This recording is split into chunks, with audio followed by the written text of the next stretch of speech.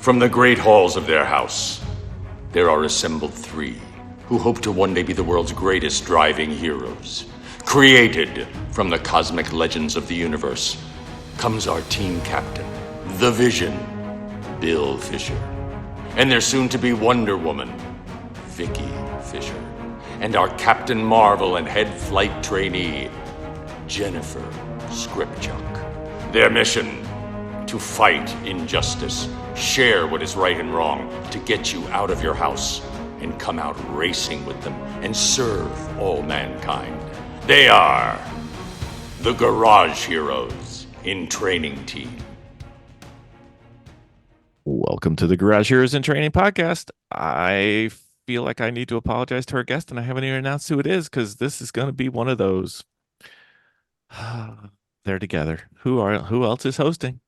I'm Vicky. I'm Jennifer. I'm Audra. It's there's no hope for this one, but we're going to try our best. We have a guest. He is, I first knew about him from the One Lap of America last year that I was supposed to be in. I knew of his expertise in the area of oils and oil analyses and oil recommendations. And he has a firm that handles racers specifically. So I believe it's Racers Auto Analysis Resource. And we're going to talk all things oil and see if we can figure out how to keep our cars rolling on the racetrack. And I might poke his brain a little bit for One Lap of America hints and tricks because I am just a puppy. And his name is Bob Miller. Welcome to the podcast, Bob. Howdy. Welcome. Thanks for having me on tonight. Yay.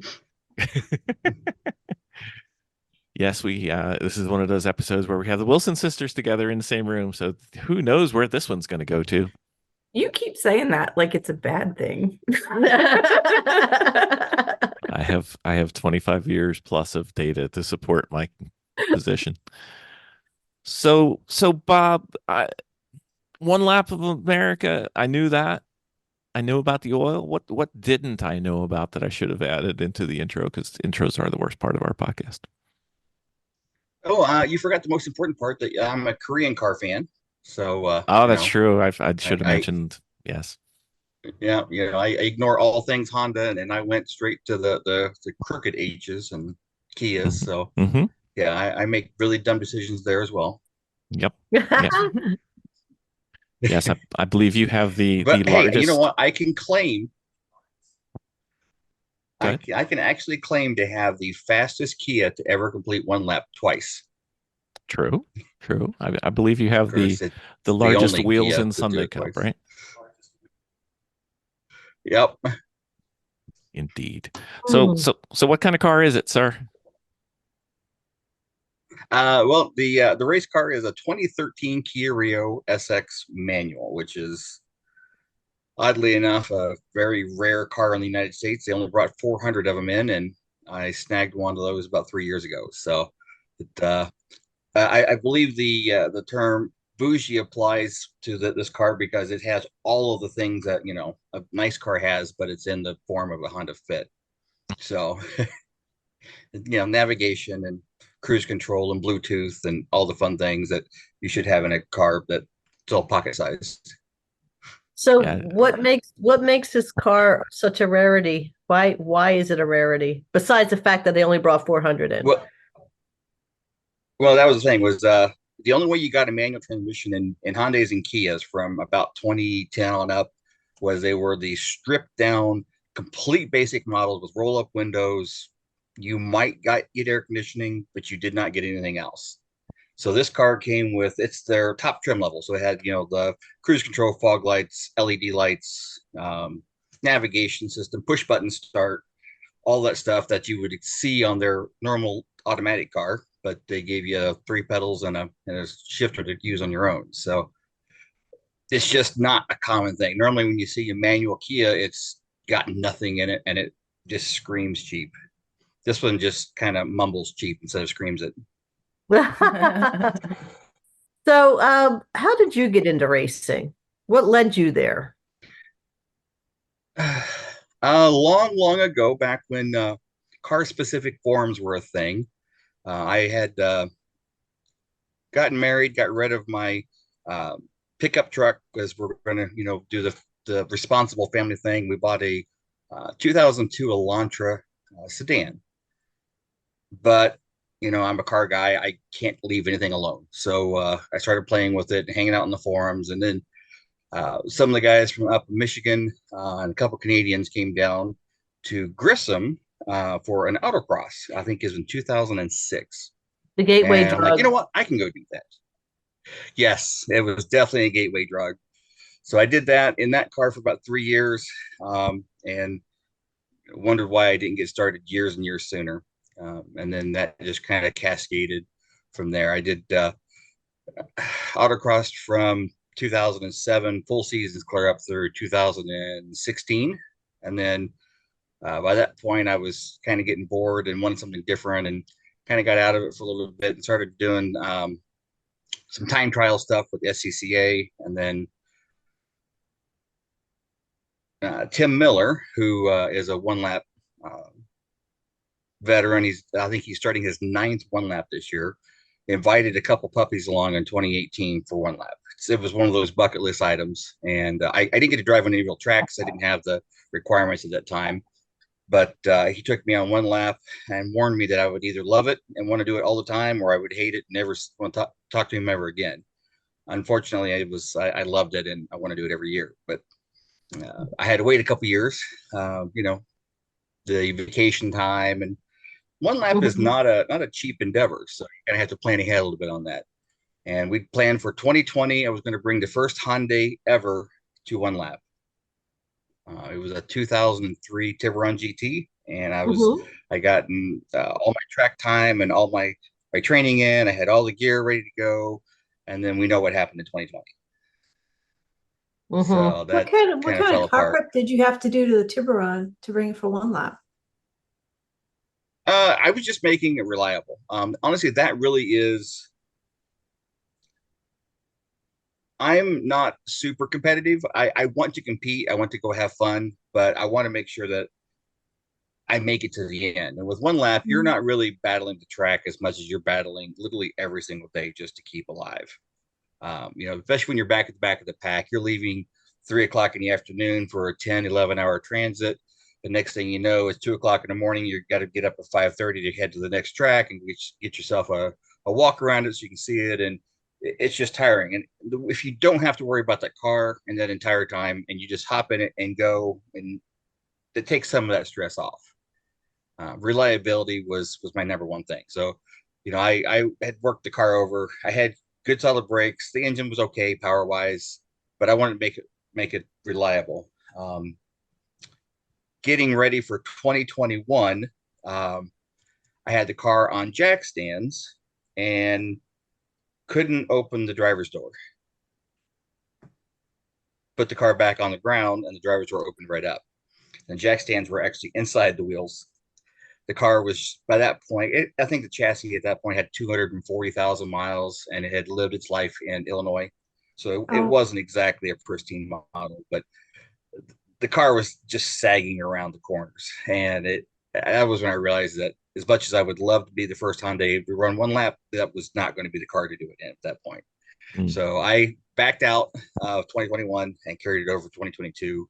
And that was when I sold the Tiburon and got the Rio, because Sunday Cup was a thing that I had gotten onto my radar with Grid Life. And that seemed like a fun car to do that in. So that's how that ended up being. You've done a ton of tracks with one lap. Tiburon was fun. Don't get me wrong. What's that? You've done just a ton of tracks with one lap, right? Yeah, so you get a new track every day. So you're gonna see each track usually twice, and then the next day you're several hundred miles away at another track doing it again. So it's grueling and it's fun. I kind of like in one lap to like a cruise. You hop on the ship and you go to an island, you spend a few hours, and you go to the next one. You get a taste of what it's like, and then get to move on to the next place. And one lap's a lot like that. but harder and probably more exhilarating. So So aside from doing one lap again, did that give you a taste of like, did you get any goals, like bucket list items, other tracks, other series, other cars that, I know there's a lot of questions all at one time, yeah, I but mean, I what got do a you lot of got? yeah, yeah, so one lap is a way to get a lot of bucket list items like tracks out of the way. Road Atlanta was one of those places I mean, we've all seen Road Atlanta on TV, and we've played it on Gran Turismo and everywhere else, and it was one of those tracks. This is a cool place, and you just wanted to do it. Um, there's some others I went to. NOLA is an oddball track, but NOLA is a track that I went to at Grid Life, and One Lap has been there a few times, and that track is just amazing. It's fun. It's rough and flat and challenging, and just one of those places that you have a good time at. Road America was another one of those bucket lists. So I've got a few left on that list. For me, VIR is definitely up there. Daytona and Sebring. So I've got three big tracks left for me to kind of get to, but they're not on the radar just yet. So do you think you'll try and do those with one lap, or you're going to do a different racing series to get there? Oh, I'm sure I'll one way or the other I'll get there. So yeah, I don't know. I'm not sure when I will get the chance to do one lap again. It's going to be at least another year before I can do it. I was going to take at least 2 or 3 years off. Um, that we're also planning on moving here in a few years, so that may put a damper on when I could do it again as well. So we're going to be building a house someplace much warmer than central Indiana in the wintertime. So Got lots to choose from then. Yeah. I yeah, hear but they're it'll going to it'll the put me Ozarks. closer to. Uh, I don't know. Ozarks is one of those I kind of want to, but it looks a little intimidating. There's not a lot of runoff in a lot of places. Mm-hmm. But then again, NCM's kind of the same way. NCM has a very intimidating vibe, but it's not that scary a place, Mm-hmm. especially not in a 105 horsepower car. Yeah. So do you have any shareable mantras that you use before you go on track or, you know, share with people that are around you? um, Your thoughts on racing? Relax. Yeah, relax and have fun.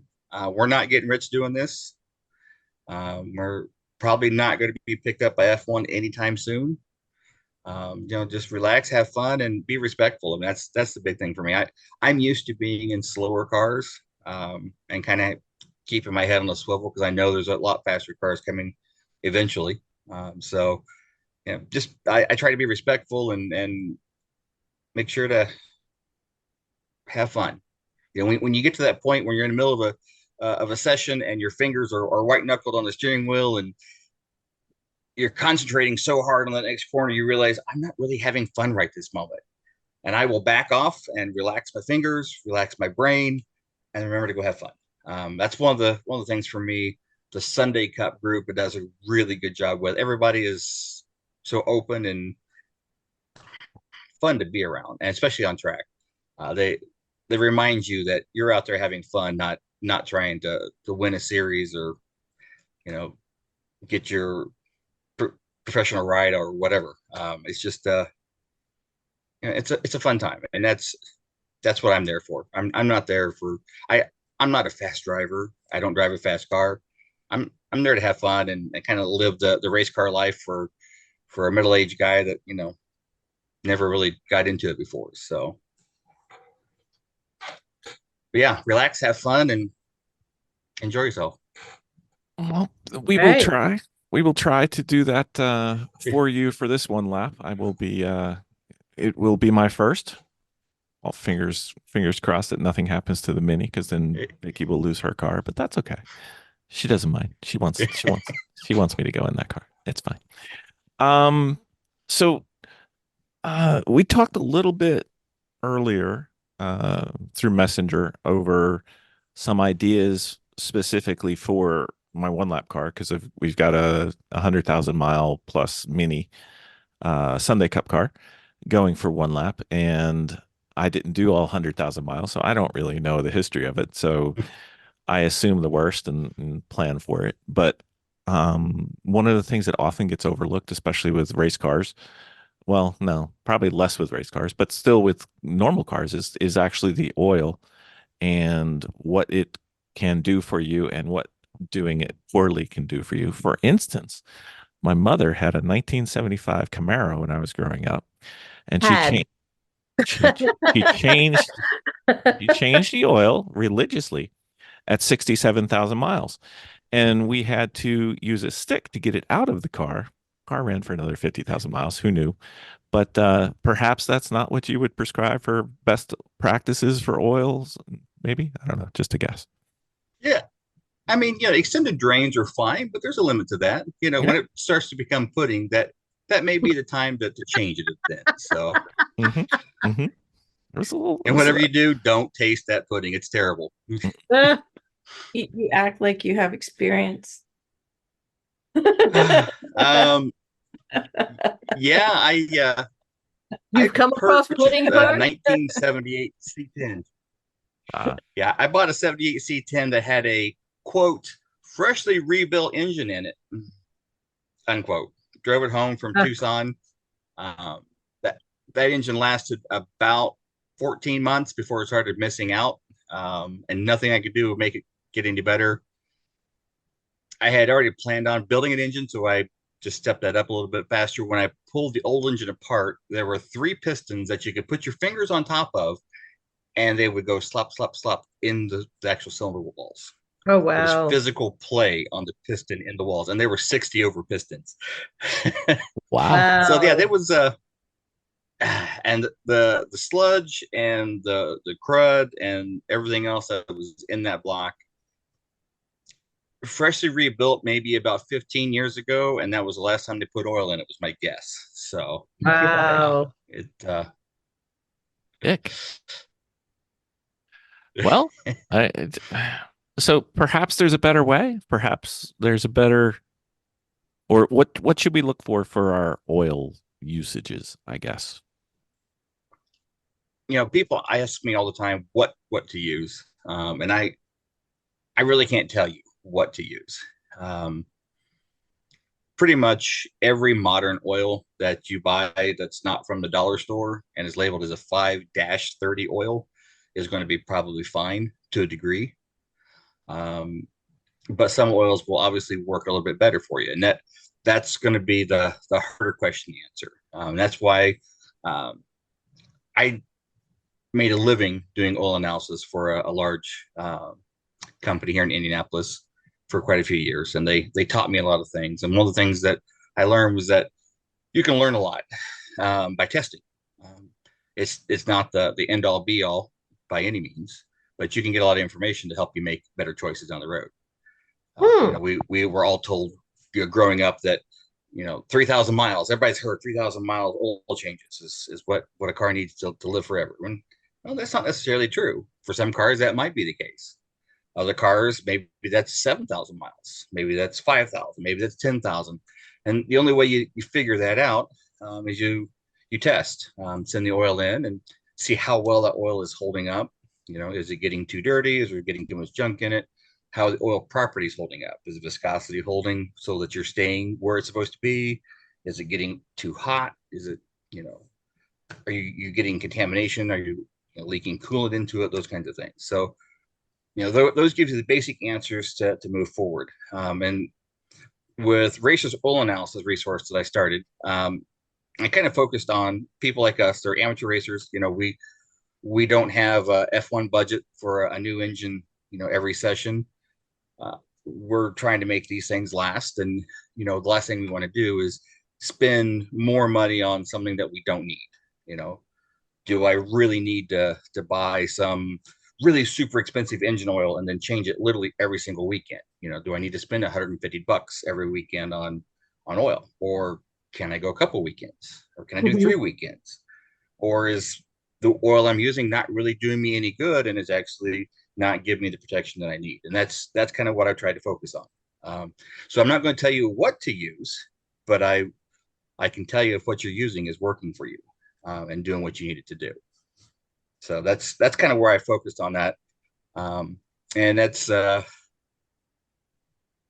good way to get started is to find out where you are and move from there. I know we've got several customers who have had some changes over the years and learned that maybe the oil they were using wasn't the best choice. Then we've tried some different things that work better for them. So, Hmm. It's just So there's no one answer for anybody. They're all different. what would you Go ahead. see when something is working better for you? Like, what's the result that you would expect? Well, a lot of things you're going to see.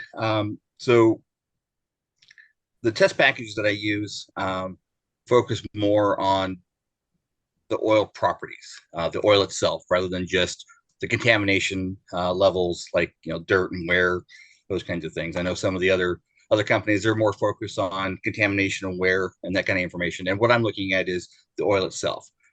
I can look at the oil and tell you that if you're looking at the oxidation levels, which is one of the monitors for it, and that oxidation level is increasing in a short period of time, that's probably an indicator that your oil is getting hot, and maybe it's getting too hot. And then you can combine that with the viscosity. Is the viscosity increasing or decreasing? Is it changing? Is it getting thicker or thinner? And compare those things. And any one thing by itself doesn't tell you anything, but all of it together starts to paint a picture. So if you've got an oil that's working for you, you run 2 full weekends and you look at the base number, and it's still got 70% of what it started at. You're looking at the oxidation and nitration levels, and they're around where they would have started. Your viscosity is still flying where it should be. Then that's a good indication that the oil is working. If it's not working, all those numbers will start to change, and they'll change rapidly. Your base number, which we consider like a fuel level for your oil, it'll drop fast. If you're overheating it and you're overworking it, it will drop faster. Viscosities will change rapidly. And all those are kind of important. If your engine's requiring a 30 weight oil, and it thins down to a 20, well, that's obviously not going to be probably good. You're going to see an increase in wear. You're going to see more metal and a shorter engine life. But if it's staying at that 30 where it should be, you should not see an increase. So if that makes sense, Mhm. it's there's like I said, there's no one answer, and it's always different. And I'm always amazed at what I see when I see these samples, because you'll see something that you didn't expect, or any of that information. And I, being a small company, and having a smaller customer base, I can spend more time with that person, and we can discuss what's going on. Hey, did you do something recently to this engine that's different? Did you change the fuel maps on it, because boy, there's a lot of fuel in this oil all of a sudden? Or did you run it longer? Or did you take off an oil cooler? Those kinds of things. When those all contribute to what you see in the end. So what are some of the things that you see in the oil and some of those interpretations? They're all numbers to me. So I'm looking at the used oil and looking at it in comparison to the new oil. I always start with a fresh sample of whatever oil it is you're using, whether it be Valvoline or Shell or Motul or whatever it is you're using in your engine at the time. So we have that starting line, that starting base number, where everything should begin, and then look at how much change you get. And you're looking at everything as a whole, as well as things independently. You want to monitor wear, you want to monitor contamination, fuel and dirt. People get a little worried with fuel contamination and oil, but I can tell you that in our environment, you will see fuel in there. If you don't, something's wrong. It will always be there. That's just the nature of the beast. And the big thing then is, how is the oil compensating for that? So, is the amount of fuel getting in there really starting to affect things or not? And that's a lot of the modern oils have gotten really good at handling those things. especially the newer zero W20s. It's amazing how much fuel they can have and really not see a change in anything. Yeah, I saw a 0W8 the other day. I was like, okay. Yeah, I haven't seen those yet. I saw those 016s that started a few years ago, but haven't seen the 8 yet. Yeah, well, oil's kind of a black box to us for sure, and probably to many. Is there a best way for us to test with you? Like, should we test every change? Should we grab the sample in the beginning, the middle, or the end of the stream? Should we, keep a bunch of them and send them in? I don't know. Yeah, there's a lot to unpack there. A little bit. When you're pulling samples, you always try to get middle of the stream. So uh, pull the drain plug, count to 3 or 4, and then fill the bottle up, and then let it drain the rest of the way. That's usually your better way. Make sure the engine's been started recently. That way, it's had a chance to mix everything up again and give you as representative a sample as you can. Um, the frequency on how often to check it really depends on what you're doing with it. If it's just your daily driver and you're trying to figure out, how long to change the oil, do a sample. And if it comes out really good, we can do another one after you've extended it a little bit farther and see where that breaking point is, or check it every year, depending on how you're doing it. If it's your race car and you're trying to figure out what oil is working best for you, you know, run a couple weekends, check it, and we can test and see where we go and see if you can, if that 2 weekends was enough, or if you needed to go longer, or you could go longer. I mean, that's like I said, it depends on what you're looking for. So if you're trying to get extended drain intervals, you don't need to do a lot of them. Just do a yearly check. If you're trying to see if um, the track time is affecting you a lot, then you'll want to do it a little bit more often. Um, some of my customers, they'll do it, 2-3 times a year. Sometimes just once a year. It just depends on what we're trying to get, and it really depends on kind of the results we get back. I mean, if we're getting really good results, there's not a big need. And I'll be the first to tell you that testing for most people really isn't necessary. Um, Following a decent change a schedule, and using a known oil is perfectly fine. Mhm. People like us that are putting them on track, maybe you want to test 2-3 times a year just to see where you're at, kind of watch for things. So what type of client base do you attract then? Like what's your average customer look like? Average customer is the guy that's doing time trials on weekends 3-4 times a year, or uh, the guys that are. I actually got a couple of small shops that use me. They those especially after they've done some tuning, and engine swaps, those kinds of things. They'll always do samples afterwards to make sure that everything's what they're expecting it to be.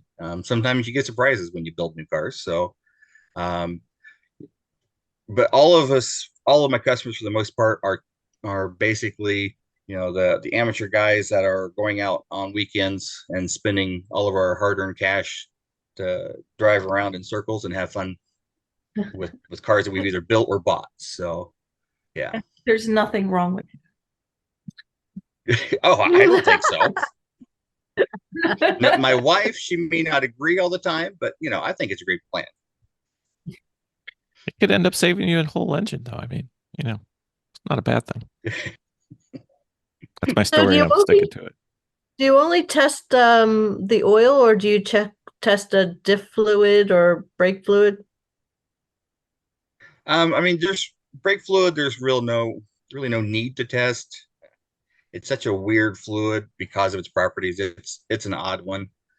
Um, that's something that I don't mind spending $10 a year just swapping out and being done with it. I can test transmissions. Transmissions are dirty. I'll tell you that right now. They look terrible on reports because they are terrible, especially manual transmissions and differentials. They're just dirty messes of machinery that look weird. It's as best I can say, I guess. But yeah, I mean, I can test any of those. I, I had my CLS certification now for 6, 7 years. So they taught me all the interesting properties of all the different types of gears and fluids and changes. So I can test anything. My specialty is basically engines. So Hmm. So if somebody's got, I guess there's two well, I don't know if they're most common, two common scenarios where you'd start doing your testing. Either it could be, a new engine or a rebuilt engine or some type of new to you engine, could be you know, this one only had 60,000 miles and the other one blew up. So I put that in. Or you could actually have uh, a new to you engine, like say 100,000+ mile Mini Cooper engine that's going to go do a one lap of America. What would you say would be the testing prescription or sampling that you would recommend for those kind of paradigms? yeah, I mean, you'll want to do a baseline to see where you stand. It that first sample, setting those starting trends, they give you an idea. Is the engine that I just bought, is it already on its way out? Is it creating a ton of wear? Hmm. Is there a lot of blow by? Are there rings, all worn out already? You can get that kind of information. I can't tell you how long it will last, but I can tell you if it's dying already, which I Okay. can tell you that the Rio engine is.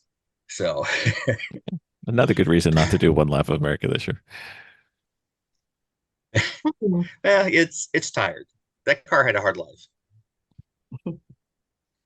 So is there anything that you look for or look out for on a label with brands, or are all brands the same? There are differences. There are minor differences with all the additive packages. There's always something that somebody's doing different than somebody else just because they can, or it looks good. The big thing you're going to be looking for are the main label from that gives you the oil specification, which I believe we are now up to SI rated oils, engine oils. I'd have to look it up again because I've already forgotten. But gasoline engine oils will have a rating. SH was common for a very long time, but it's the API rating on the back. As long as it has that stamp, and the oil meets the requirements for your engine manufacturer, then you're usually going to be pretty safe. Um, Oh, if you're putting something on track, I will usually recommend going one weight thicker. So if the car called for a 0-20, I would start with the 30. If it calls for a 30, I would recommend a 40, because you're going to see, like I mentioned, you're going to see a lot of fuel, because what are we doing on track? Our foot is to the floor. It's wide open throttle. It's dumping all the fuel in there. So you're going to have some fuel wash no matter how you do it, and especially the newer direct injected engines, you see a lot of that on its own regardless. So, when you're putting it on track and subjecting it to all that heat and stress, especially for longer sessions, not just one lap, but a 20 or 30-minute session on track, you're going to build up a lot of heat, and making sure that the oil is staying thick enough to maintain those distances between the bearings and all the other moving pieces going on in there is critical. So, my default is one viscosity up. The okay. Rio learned I needed two viscosities up. It was a 0-20 or 5W20 car, and it's happiest with some 0W40 oil in it. Hmm. Okay. So, Uh, 100% self-serving question. The E46 M3 wants 10W60, and that is this terrible oil to go find. Uh, it is. any suggestions, or am I stuck there? Stay with it. Trust me. Okay, very Um, well.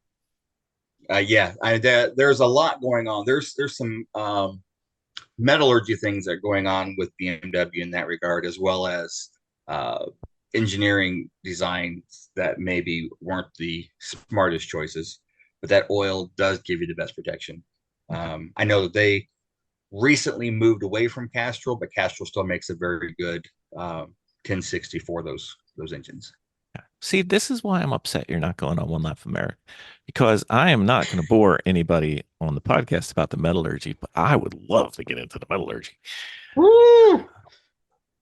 Anyway, trying to I save see all. everyone else already falling asleep because we said those words. I know. I know. I'm sitting there going, talk to me. Tell me more. All right. How about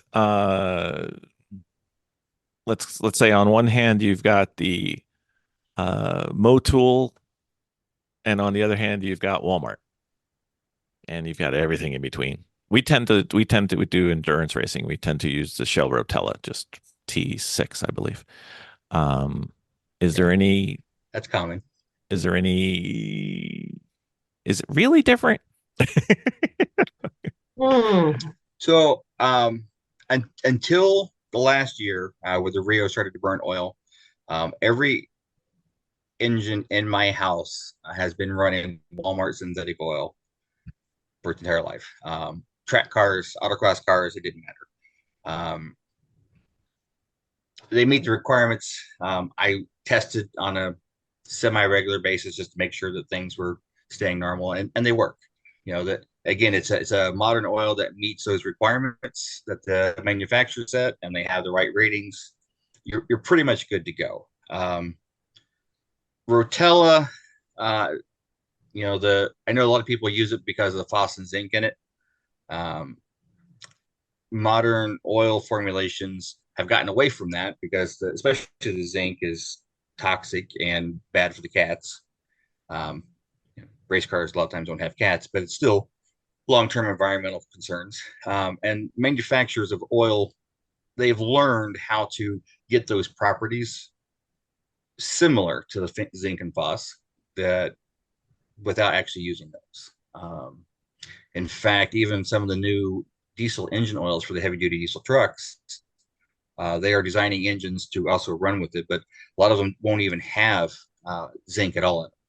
They're using what I call an EP additive, which is similar to what you would see in a gear oil, but it's a synthetic version of that kind of gives it that same protection that you would have seen before. So while everyone focuses on phos and zinc and the ZDDP properties, they have a place and a time, but they've become a lot less important over years. Okay. So what's actually the difference between synthetic versus, your standard like dinosaur oil? Well, that got really tricky about 10 years ago, or maybe a little bit more by now. It used to be synthetic oils all had to be a different base stock level than your generic dinosaur oils, it was referred to them as. So a 3 is considered a standard conventional oil, where 4s and 5s were considered synthetic. And for a while, only a base stock 5 would be considered synthetic in the early days, which is more like a lot of the ester oils that we don't really see much of anymore. Then they relaxed some of the regulations, and highly refined 3s can now be considered synthetic if they have a certain percentage, etc. So there's a lot going on. So what's called synthetic may not necessarily be a straight pure synthetic, but it still fits the requirements to fall under that category. You can So thank the marketing departments for that. Is there any issues with switching back and forth between the two? Not anymore. Actually, let me back that up. There can be, but it's very unlikely, especially if you're doing it on a regular basis. The big issues that everyone remembers from the early days of synthetic oils, people would switch to them and the car would start burning oil or start leaking oil or whatever. And that was because a lot of them had enough of the esters in them that they cleaned the engines. And so they would pull out a lot of deposits that had built up over time. And, seals don't like to be loose. So you would see leaking, and the rings would free up a little bit in the pistons because there wouldn't be as much stuff gum up around them, and that's what you would see. You don't see it as much anymore because most of the newer, even your conventional oils are a lot cleaner than they used to be 20-25 years ago. So you're already starting off with a much better oil to start with. And so even if you've run one for 100,000 miles and then make the switch, you're probably not going to have a problem. But is I that say why that with the caveat of if you do change, just check it a little bit more often than you normally would Okay. to make sure that you're not having any problems. Is that why you're generally told to not use synthetic in an old car? A lot of it, yeah. And it depends on how old. If we're talking old enough that we're talking push rods like an old Chevy or Ford 302s, those kinds of things. Um, in those cases, some of the other issues can the push rods. A lot of those would be a flat tappet on the cam, so there won't be enough protection from some of the new oils for them to not wear cam lobes down. So that's why they worry about that. They want you to use some of the older oils like the Rotellas, which work really good for that. Um, but if we're talking older car, like a 10-year-old car from today, no, that's not really much of an issue. Okay. What about diesel versus car oils? Is that the same or that's not switchable? Yes and no. Most of your heavy duty diesel engine oils, like Rotella, Delvac, etc., they'll have very high levels of phosphorus and zinc, the ZDDP, because a lot of the older diesel engines need that kind of protection.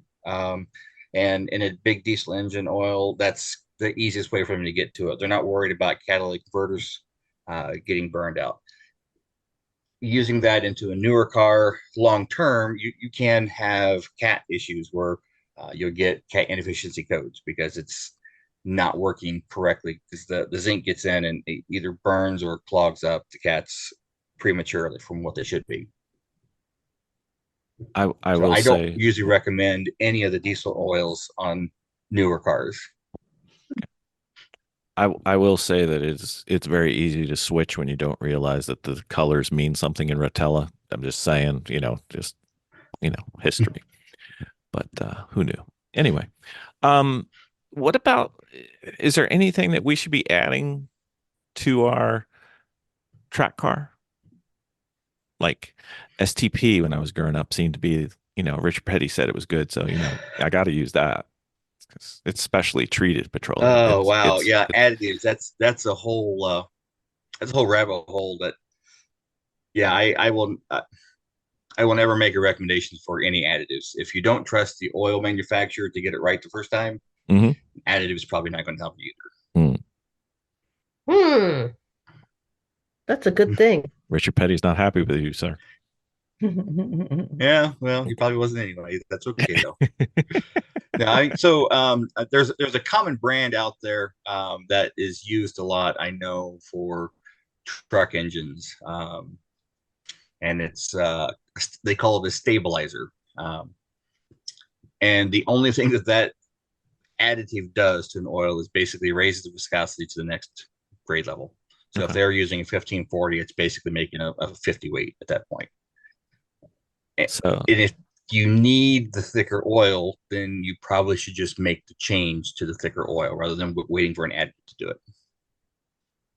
so being a frequent we have a position on our team called the runner, and the runner goes and gets the parts when our car breaks during an endurance race. So being a frequent auto parts store shopper, a lot of the cool ones, they have this clear piece of plastic and it's got some gears. And on one side it's got oil. Oh And on, yes. and on the other side it's got oil with Lucas added to it. And I'm telling you, the one with Lucas looks so much better. Sure, because it's thicker. I mean, it looks nice, but do you need the thicker oil? That's the question, right? So if you need the thicker oil, just buy the thicker oil. If Hmm. you don't need the thicker oil, then don't. Okay. I mean, that's I would trust the oil manufacturer before I would trust an additive maker. Let's put it that way. Okay. And I like you used to. said, I if we're on remember. track, go thicker a little bit. Yeah, just do your next viscosity up. You'll be fine, most likely, until you're not. All right. Well, our team has a specific skill, and we don't like to brag, but we have a unique ability in finding different ways to do it poorly and or wrong, depending on how you want to do it. So as far as our oil goes, besides, putting it in the hole and not spilling it all over the engine, which, tends to get more traction on track than you really, really want. Is there something that we need to look out for, or, just nothing, even we can do it? Yeah, I mean, if unless you're having issues and you're having problems, then keep doing what you're doing. You got Okay. something right. Yeah. So Blind squirrel finds a nut every now and then, right?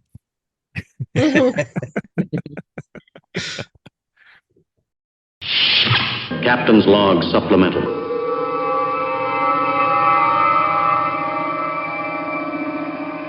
Hey, Jeremy, those race cars you're busy building? Yeah, I do. I You, got one you, that I'm looking at every day. you know what I don't see you working on? You don't see me working on the amazing Sentinel system yet. That's true. It would take all of 10 minutes for you to have one. And it's very quick and easy to install. It is. It is. And we could watch you when we are not at the race with you and see how you're doing. And then we can call you up when you get out of the car and tell you everything you did wrong. And I love that because so many years I've been driving and not been able to see what I'm doing. I know. And now we can. I know. You know what I'd like to do with the video? My most favorite thing is I take the video and I load it on YouTube, and then I send it to my coach and say, look at 26 minutes and 17 seconds. Look at this one lap and tell me what I can do better. And every single time, you know what they say? Everything. Exactly. Precisely. So with the Sentinel system, you get instantaneous feedback plus useful feedback that unfortunately is accurate for my driving. I think it's accurate for all of our driving. Pretty much. Yeah, that's probably true. Yep. But you need to get one in your car, sir. Yes, I do. And with the discount code that you're going to tell everybody, they can save 10% on this awesome system. Yep. Trouble free. I haven't had an issue getting video every time we've gone out with the Sentinel. It's always worked. Can't say the same for some of the other systems we've tried. So I don't know. It's on the podcast notes down there. Don't do it while you're driving, though. We like to have our listeners live. It's good. So with the one lap, you're not going to the one lap. So I need a competitive advantage, because obviously it's not going to be driver skill and or car, since I'm driving a 2004 Mini. Any tips or tricks that we should do, perhaps, to make the interstitial times better, if not on the track? The transits can tend to be they don't look too bad this year, though. This year looks pretty decent. Last year was a little odd. We had a short day followed by a really long day, followed by a short day and a really long day. It was just the weirdest schedule I've seen for a while. But I will say, make your packing easy. Mm-hmm. We had repack times, both 22 and 23, from the time that whoever came off track in the second session until we were on the road was 3. And that included, the driver would just get out and change, get out of the driving suit and get ready for the transit. And the other person had everything ready, and we were loaded and gone in 3 minutes flat. We could do it in under 3 minutes if it was worked out just right. But every 5 minutes you save between packing and stops is 5 more minutes that you're going to be able to sleep that night. Mm-hmm. And you don't realize how important that becomes until you're rolling into the hotel at 2:30 in the morning and you're just dog tired. Mm-hmm. So make the repacking easier. Don't take a whole bunch of stuff because you won't need it. And if you get to the point where you're needing to replace hubs and bearings and those kinds of things, you're already out for that day. Just, find yourself a U-Haul and get you where you need to be at that point. Mhm. But yeah, just save yourself as much time as you can. Be as efficient as you can. Look, like for stops. When we were looking for a stop ahead of time, you're looking for a gas station that's going to be quick in and out. So if I can find a gas station that I can exit to the right off of an exit and it's on the left side of the road, so when I leave the gas station, it's a direct right and a right back on the interstate, that's what I'll choose every time first, because that might save 2-3 minutes just because of traffic. And try to find some place that's next to food, so you're only making one stop, not two stops. Yeah, just cut as much frivolous time out as you can. No more wandering around Bucky's looking for, some sweet treats or whatever. That's I know where they are. uh, We're covered. We got that. Bucky's are great, but they're a huge time waster. Yep. But yeah, that's the best advantage I can give you is just save yourself as much time as you can, everywhere that you can do it, and it will add up. It may only be 15 minutes or 20 minutes at night, but you know what? That's 15 or 20 minutes of sleep that you didn't have before. Yep. Indeed. Sleep seems to be the most precious of commodities for this trip, so it'll be fun. Yeah, especially where you guys are competing from. You'll be the last ones to leave the track every night. Yep. So that means you're the last ones to get into the hotel. But Mhm. you don't have the advantage of being the last person there at the track the next morning. So if you want to see the track, you got to be there at the same time everybody else is to go for a walk. So Mhm. I always recommend. I used to recommend a scooter, but after Road Atlanta last year, I don't necessarily recommend those as much. Mm-mm. So We're at Atlanta on the yeah, scooters. A bit scary. in the rain, it was even more scary. Apparently, that's where I broke my collarbone. So Oh, Ah, yeah, yeah, that I did wasn't. that on Monday of one lap. Um, did not know it was broken until the following Monday when I got the X-rays. Did the rest of the week and with the broken collarbone and set two personal bests at two tracks. So apparently I work well broken. I don't know. Hmm. So I we're mean, well broken. yep. So, sir, we've got a rather odd tradition where we do the Fast and Furious storytime questions, which have nothing to do with the movie because that would be intellectual property infringement, and we would never do that. That would be just terrible. So, uh, would you like to partake in some silliness? might as well. Well, Okay. all right. Very well, ladies. Who wants to go first? Mhm. I will. Okay. What was your very first car? First car that I got to drive or first car that I purchased? It's your podcast. So Yeah. the first car Yeah. that I purchased, first car that I purchased was a 1980 Buick Park Avenue 350 diesel. Wow. I paid $350 for it. Some little old lady had bought it brand new and had all the maintenance records on it up to the tank of fuel that was actually in the car when I purchased it. Oh my God. It I bought that at 15. The injector pump died 2 weeks before I got my driver's license, and I never actually got to drive that car. Oh, So mom and dad loaned me their 1984 Ford Tempo 5-speed, and that's what I drove through high school. I'm sorry. Yeah, I was too. But you know what? The 5-speed, it made these fantastic J's in the parking lot. Get it going fast enough in reverse and put it in first and drop the clutch. Those little 175 13 front tires would just smoke like crazy. It was great. I'm thinking you've got an optimistic memory there, sir. I've driven that car. Oh, oh yeah, no, it was that was about the only thing it would do. Trust me. All right. We're on the same What's the page. worst car you ever had? Worst car I ever had. I mean, you don't have to answer that. Yes, he does. No, I mean there's a couple of them. The Tempo was right up there with them. It was a pretty terrible car. Worst car that I probably purchased was also one of my favorites. Was my '94 Suzuki Swift GT. Absolutely terrible, horrible vehicle. But I love that little 1.3 dual overhead cam Suzuki engine that screamed to the moon. That was hilarious. Mhm. So yeah, that was probably the worst car I owned though. Hmm. So, what's the car that got away? Do you have one? I got two. Okay. The first one was my wife. We had traded her RAV4 in for a Suzuki Grand Vitara, um, and that was a little beastlet. I missed that one. There's no reason to miss it. It really didn't fill any need in our lives, but it was a cute little true four-wheel drive, body on frame vehicle that was just a hoot. And the other one was my first gen Forte. Um, I had bought it to autocross and STF at the time, and it was a really good car for that, and it was just a good car overall. But when I bought my C10, I had to sell it, so that's the one I wish I'd never gotten rid of. You do like little sad. cars.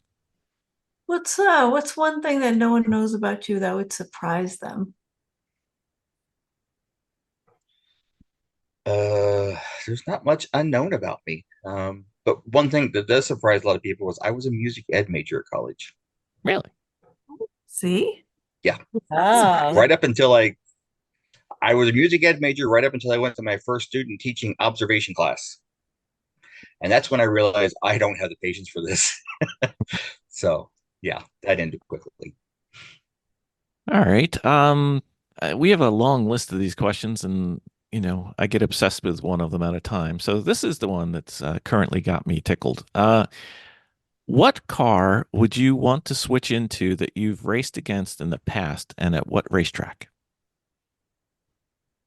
Yeah.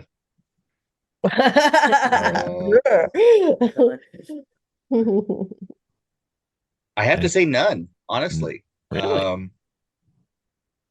Yeah, I mean, so I think about all the cars that I've raced against over the years. The ones that were always fast were always Hondas, and I just will not do that. you know, At this point in my life, I can't have a Honda okay. under me at this point. So, I mean, this could have been your chance at oh, Mooncake. you know what? How about a Mazda 3?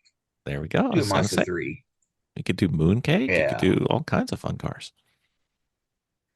All Oh, right. Mooncake's terrible to be in though. Only the That's passenger a seat. fast car. For what it is, it's a fast car, but it is a terrible car to live in. Oh, no, I could not do that. I have great respect for Scott and Becky for living in that car for a week and Mhm. both surviving. So Well, I mean, we could take this opportunity to make fun of a certain PT Cruiser, car. I mean, if we wish. I mean, it's a podcast. We can go as long as we want. yeah, I mean, PT Cruisers, those were just the inflated neons, weren't they? Hmm. And we both have a friend who has the weirdest interest in getting those, but that's okay. That's okay. Yeah. All right. I have a I mean, we question. all we all have we all got something like that. So I literally have a garage full of Kias, so I really have no room to talk about this. So Mm. This is All true. right. So here's your question. If for the rest of your life you could only daily drive and race cars from one decade in the past, what decade would you choose? Good one. 80s. Nice. The I will say answer. the 80s, late 80s. Okay. So like Yep. 85 to 95 kind of thing. Yeah, so I have a sweet spot for third generation Camaros that is completely unhealthy. Hmm. And the first car that I bought that I could drive at 18 years old was an 89 Caprice 9C1 police package, which in my brain was the best car on the planet. In reality, I know that it was not, but when I bought my C10, I had an opportunity to buy another Caprice of that era and do what I wanted to with it. And I decided not to go meet my hero again because I didn't want to break those memories. So yeah, but if I had to do that, I would do that. It would be probably a nice big Caprice or one of the CK pickup trucks. Those were fantastic of the era. You sound amazingly like you're going to be a Spec Panther racer at some point in your future. No, it sounds great, but no, our challenge team did that with a Grand Marquis. I don't know Hmm. if you guys follow the GRM challenge much. Hmm. Uh, we won 2022. Oh, did you? I didn't know that. I have to look it up, but it was a Bradley GT body, dropped on top of a 2004 Mercury Grand Marquis. That the frame was shortened 21 inches. Engine was moved behind the front wheels to the passenger side, Oh, I did see with this one. a shortened, yeah, with a shortened axle on one side so that the diff could be off centered correctly. And that thing was a beast. It was amazing. My friend who was in Florida still has that car, and I forgot just how much fun that thing was. So, but I don't think I could do it on my own. I'm just not a Ford guy enough to do it. No problem. Hmm. What is your favorite track? Palette. I've heard that a I lot. I I can't explain why. Um, it's a small, not particularly smooth, but it is just, I don't know. It's one of those places that I feel comfortable at, and I just enjoyed it. It's a place I would not mind going back to and spending a weekend at again. So yeah, I think Hallett is one of my all time favorites.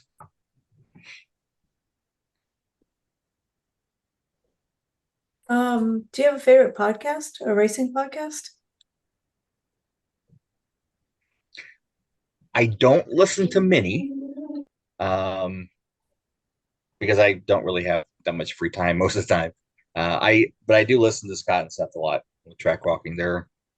I've Hmm. spent enough time with them with one lap that, and Grid Life weekend with Scott and Becky. It's kind of a nice, uh, familiar feeling listening to them talk, and everybody else, even you guys. I'll occasionally pop in and listen to one or two here and there, and then move on to something different. So I don't stick with any of them too long. Podcasts usually kind of make me sleepy That's our job. and just weird. Not a Ooh, so problem. you're saying I'm going to sleep tonight? Yes. Not a problem. If you can't, just listen to one of our podcasts. It seems to work. Oh man, But I admit I cannot listen to a podcast that I have done. I cannot listen to myself. That's okay. Nobody likes their voice. It sounds different because of the resonance in your head. Speaking of resonance in your head, hello, Jeremy. Nope. Try again. Nope. Try again. Maybe if you talk louder. If you want, Jennifer will make sure you know. She'll just sit here and talk to you with moving her lips and not say anything. It's part of the fun. If you go to Zoom and then open the settings, like Zoom, the big Zoom, then up in the upper right, there's your name, and then third from the bottom is settings, and then go to audio and test your microphone. It's probably got the wrong microphone. For some reason, Zoom recently wants my microphone to be my headphone, so I'm listening through a microphone, which doesn't work very well. We could narrate. Yeah. Why don't you just do finger puppets, Jeremy? Just tell us which number do you want us to do?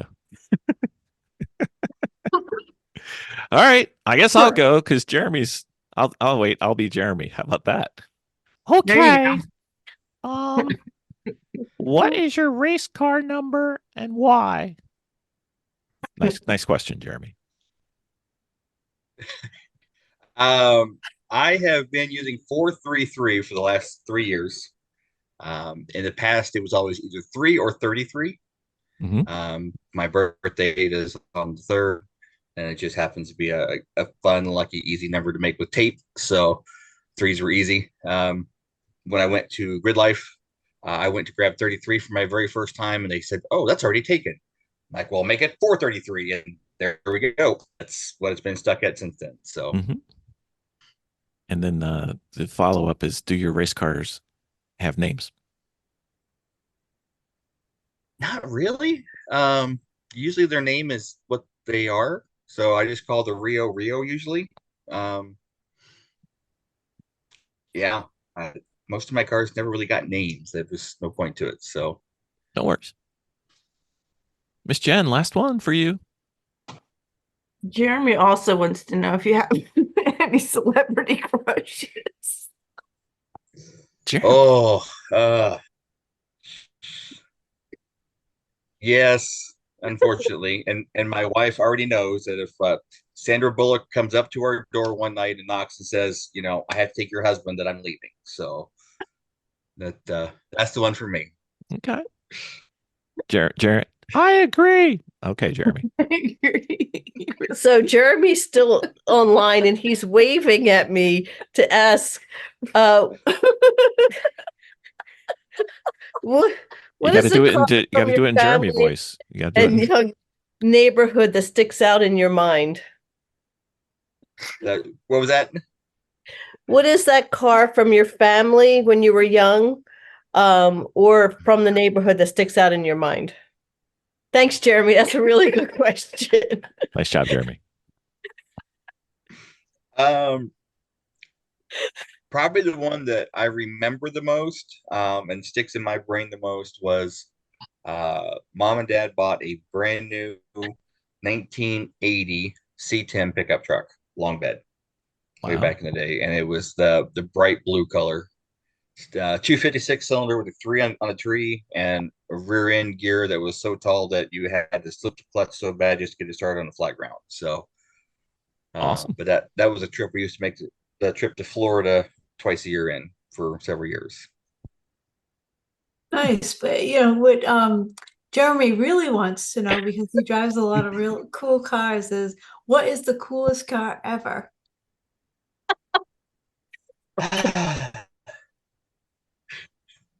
I got I got a chance to do some driving instructing stuff in at the Indianapolis Motor Speedway quite a few years back with some Lamborghinis and Ferraris. And I think my favorite car from those couple of years was F430. Um, there's just something about the way that car would send obnoxious sounds down that main straight at IMS, and they would bounce off the walls, and it was just, the car looked, it sounded pretty, and it was gorgeous. So For the yeah, record, that Jeremy is F430 for me is nodding his probably it. approval. I agree. I agree. That's a great car. Can you hear me now? Yes, we can. Oh, I got it. I did his it. voice isn't nearly as high. He's faking it. That's not his real voice. I'm trying to match the beard with my voice. All right, Jeremy. You better never than late. But you want to ask a real question now? So to jump back onto the 430 that you drove, the 488 GTB is currently one of my top favorite cars. It is insane on track. Is it? It does all the things you want it to do and more. Jeremy, that's not a question. Yeah, Jeremy. I understand that's not a This question. isn't your podcast, Jeremy. I finally got to his talk. podcast. You were talking the whole time, Jeremy. You just sounded funny. All right. So, because nobody else is going to ask, Jeremy, Because you've Hammond, asked them all.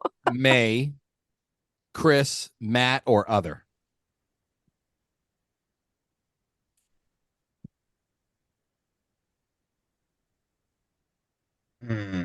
May. Oh, he's going May. Okay. Yeah. He's going All right. May. Yeah. May's one I of the think best he would be the answers. most fun to hang out with. You know what? You know what else my favorite answer to that question is? Who? That's a great one. I get a kick out of that. This just cracks me up. All right, I guess I'm last tonight. Let me think. Let me see. Should I do Jennifer's favorite car? I'm a favorite. I'll do Jennifer since you're here.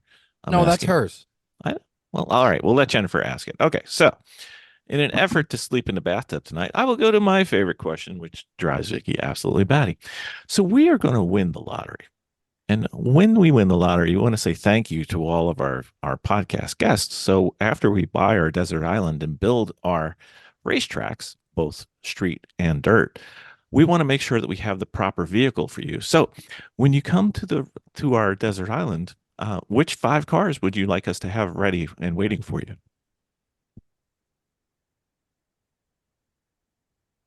So I've had a dream that if I won the lottery, I would show up to every track that I could with a massive stacker filled to the brim with Korean crap box cars. Right. Just You can bring it. terrible. Name your terrible 5, whatever you want. So, all right. We've had 5 Miatas. Actually, no. So, oh, no. I'm okay with Jennifer's that. got a taco truck. I mean, Taco truck. Ooh, that's actually not a bad idea. We have food that way. What about a beer truck? Right? a beer truck is fine. Okay. You have 4 left. Okay, yeah, we'll do a beer truck. Beer Yeah. truck. Is there a Um, brand of beer truck that we need to have? No, I'm not picky. As long as it's Okay. not IPAs, I'll be fine. All right. Very well. I have to have an I-20 in since you're able to bring whatever. Whatever you need, sir. It's a big lottery. Yep. I need one of those. Okay. A 94 ZR1 Corvette. Okay. That's unclaimed. It's a terrible car, but it's just different. Ooh, a Cyclone. Wow. We haven't had that Beer truck, either. I-20. Okay. So far, you're I got no one more repeat. left.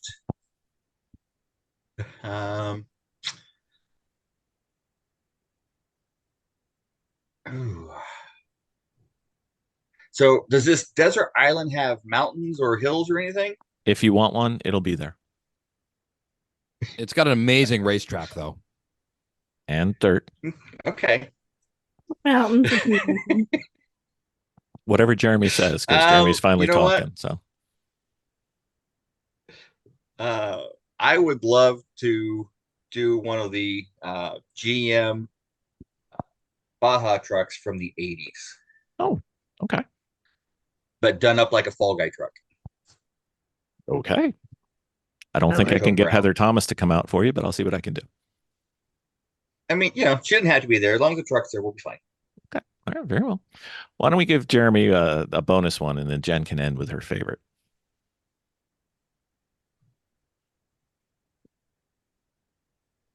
Oh, Oh, hold on. I think he muted himself. Did I mute myself? No, you're No, right. there you go, Your lips Jeremy. were moving. You must have been reading. All right. What car did you pass your driver's license in, and how did it go? Yeah.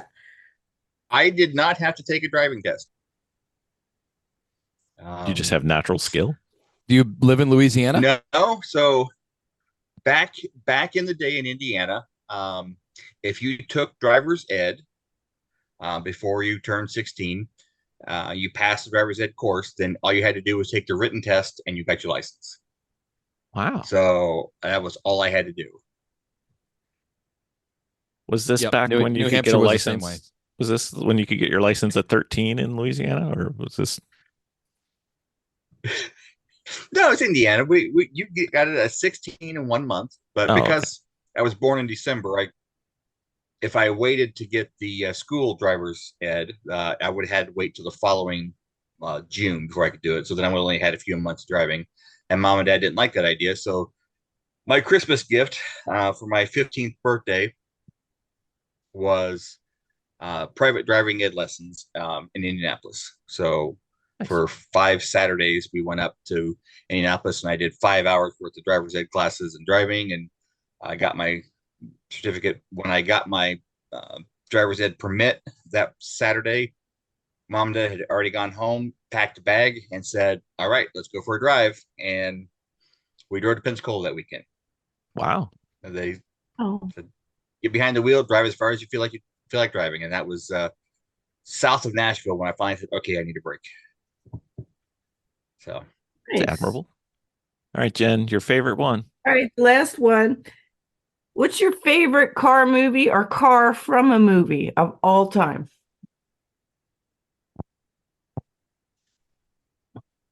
is Ronin a car movie? It has a car scenes in it. It is. That's my favorite car scene. Favorite car from a movie?